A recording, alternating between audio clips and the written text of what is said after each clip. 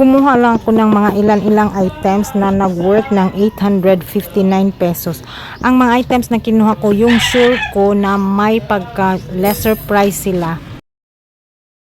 Tita Barla loving life. Yes, welcome to my vlog. Please subscribe and click the notification bell for more updates. See ya! Tita Barla at ang bago niyang buhay. Bagong ticket.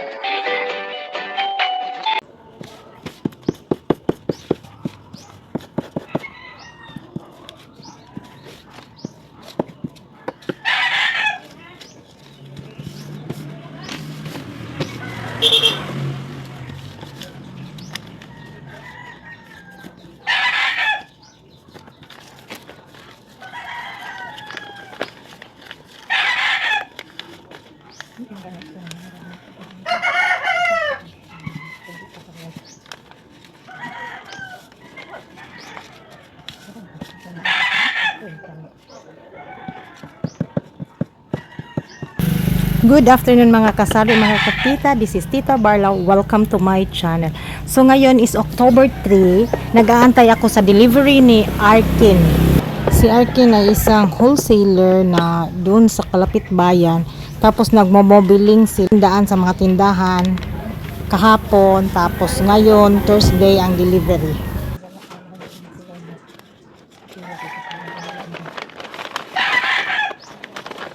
Nakiwi.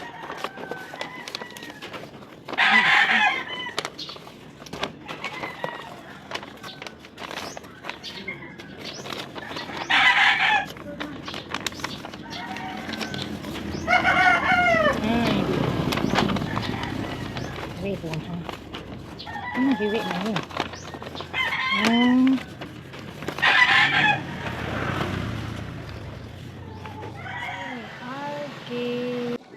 Kumuha lang ako ng mga ilan-ilang items na nag-worth ng 859 pesos. Ang mga items na kinuha ko, yung sure ko na may pagka lesser price sila compare doon sa mga groceryhan. Kasi meron ding mga items na mas mataas talaga sila. So yun lang mga iilan at mga kakailanganin ko. 859 pesos. I-check natin kung ano-ano po sila.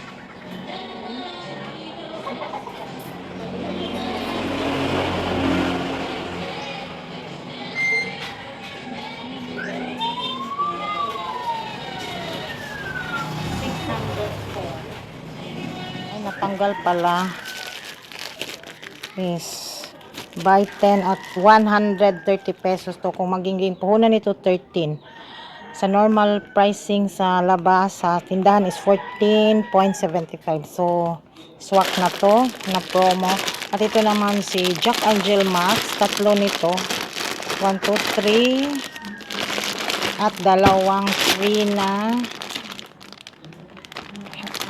sito.